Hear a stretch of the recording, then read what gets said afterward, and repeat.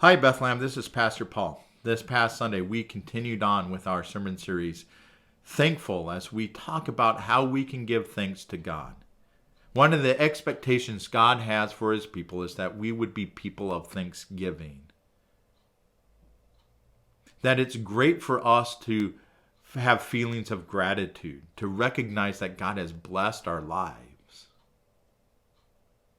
But we have to take it one step further. We have to do things that express our thanksgiving to God. We have to tell God thank you for what he has done for us. And one of the ways that we do that is we do that through worship. And we find that in our text this week, Luke chapter 17, verses 11 through 18. And in this, we find this story of Jesus going from Galilee to Jerusalem for the last time. And on his way there, he passed by the border between Galilee and Samaria. And there's this town there. And outside this town, there was this group, this little colony of lepers. Now remember, lepers in this time are outside of the community. They're unclean. Oftentimes, Jewish families would hold funeral services for those in their family who had leprosy, because basically if you had leprosy, you were a dead person walking. So these guys are on the outside. And somehow, some way, they had heard about Jesus. When they found out that this miracle worker, this prophet, was passing by, they called out and said, "Hey, Jesus, have mercy on us."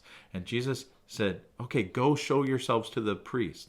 Now remember, in the Old Testament, part of the law was that those who had been cleansed of leprosy were to go and let the priest examine them and let the priest say, "Hey, you are clean," declare them clean again.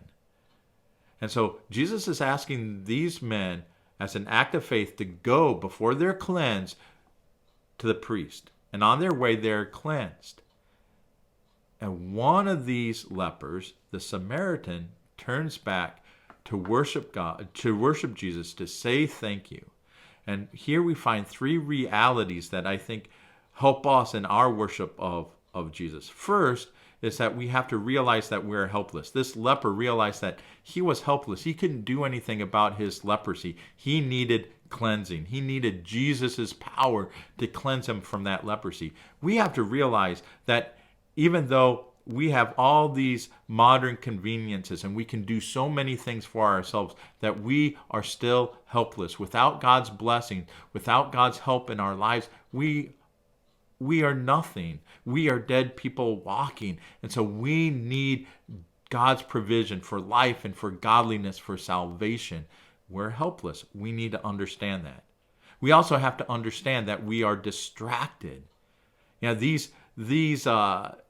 these lepers were totally focused on going to the priest. They had their agenda, and they weren't going to be dissuaded from it, distracted from that. Even to the point that they weren't willing to go back to say thank you to Jesus. We have to realize that oftentimes our agendas and our schedules distract us. That's where our focus is. And they distract us from saying thank you to God, from having a time of worship and a time of prayer. They distract us. We are distracted people. And if we're going to worship Jesus, we have to set aside our agendas and our schedules so that we can put our focus on Jesus. And we have to realize that we need to resist the temptation of being like everyone else.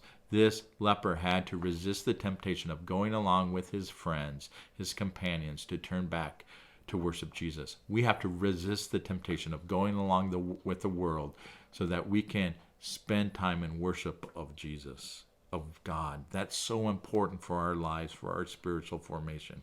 So our big idea this week is that our worship is an act of thanksgiving. Our worship is an act of thanksgiving as we recognize God as the source of our blessings. And again, our challenge is that we are to find three things that we are thankful for each day and spend some time in prayer and thank God for those things. Hey, Bethlehem, thank you for listening. Thank you for being part of our Christian community. I hope to see you next Sunday. God bless.